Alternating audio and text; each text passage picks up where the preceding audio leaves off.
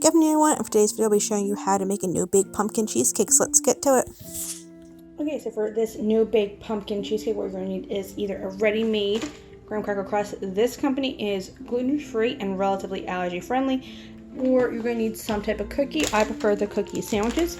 These are the gluten-free, Glutino vanilla ones, but you can use Oreos, pumpkin spice Oreos, whatever cookie you like, maybe a snickerdoodle as the crust. I'm going to use these to make individual cheesecakes in like little cupcake containers.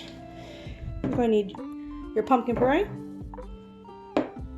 pumpkin pie spice, your cream cheese, and a tub of Cool Whip. Just be careful if you're using store-bought Cool Whip. If you have nut allergies, a lot of the ready-made ones do contain coconut oil or coconut milk, so be careful, but they also come in non-dairy varieties as well, but this is the kind I'll be using, so let's get to it. So when doing a solid cookie crust, you don't have to break it up, just line your cupcake tin with your liners, and you're just going to get the cookie of your choice. I'm using the vanilla Glutino ones because they're gluten-free. Just going to take the whole cookie and put that at the bottom, and when your filling is done, you're just going to pour the filling right on top.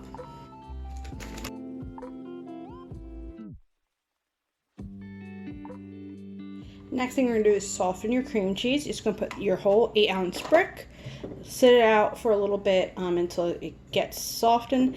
If you're taking it right from the fridge, you could blast it in the microwave for about 10 or 15 seconds. It's just to soften it. You don't want to do it for too long, so you don't want to overcook it. So I wouldn't do it for any more than 30 seconds.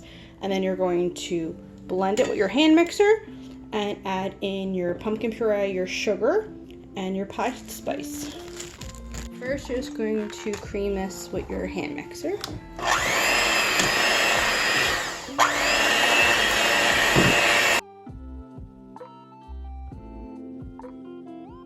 I'm going to put in a half cup of sugar. You're just going to add a whole cup of your pumpkin puree, the canned pumpkin puree. You're going to add that to it. And then you're going to add your half a teaspoon of pumpkin pie spice, and then you're just going to mix that together. After I stir that a little bit, I'm just going to blast it a little bit real quick with the hand mixer until it looks like this, until it's all consistent and blended. And then I'm going to start folding in the Cool Whip just a little bit at a time. You want to start slow with the Cool Whip.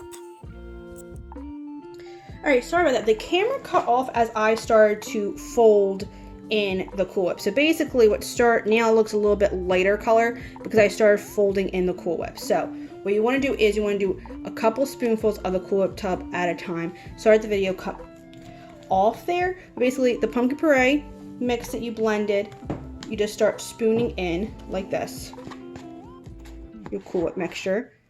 Do a couple spoonfuls at a time. I want to use the whole tub eventually, but you don't want to do it all at once, because if you just go straight into mixing your Cool Whip in with your pumpkin puree, what could happen is you could sort of beat the sort of fluffy air part of the Cool Whip out, and you'll end up with this sort of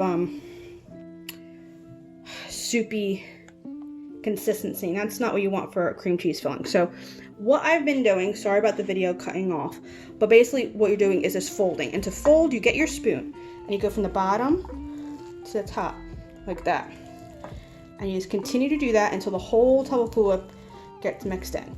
Don't worry about the white streaks. The more you fold, that'll go away, but you don't want to just stir it because it takes all the fluff and sort of puffiness of the filling mix out, and that's not what you want. You want it to be thick and fluffy. And then you just scoop this onto either your ready-made crust or onto your cookies. That's how I'm going to do it. If you don't like ready-made crust, you can make your own graham cracker crust. You need about 18 graham crackers and about 6 tablespoons of melted butter. And basically just combine them and press them into a pie pan. I did it for my pudding pie recipe that we did last November crust. You can also substitute graham crackers for any type of cookie as well. Alright, that filling is looking pretty good. I think I'm going to start spooning these over our cookies. The filling, you're just going to take, I'm just going to do about a tablespoon to start with, and we'll see how, pat it down a little bit. You just want to fill the cupcake liner a little bit. I'm going to start off small with it, and then you can always add more. And then once you're done this, you could just put it in the fridge to chill. And if you wanted to, you could top this with chocolate sprinkles. You could crush up some of the cookies and put them on top. You could put some candy, like whatever you want. You could top this and decorate however you like.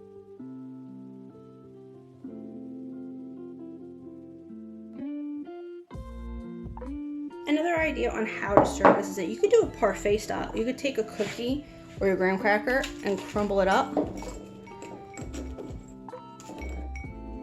like that. We'll do 2 cookies. Just crumble it up like that. At the bottom of like a little cup like this or a little bowl. And then you just scoop your filling on top. You can do this big or small. You can make it like a whole trifle if you wanted to. And do a big bowl. And then take your cookie.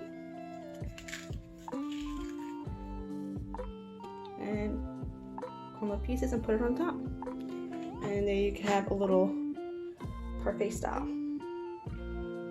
At the end, this is what your no-bake pumpkin cheesecakes could look like. I hope you enjoy this video. Feel free to experiment with it and enjoy, have fun. And until next time, bye.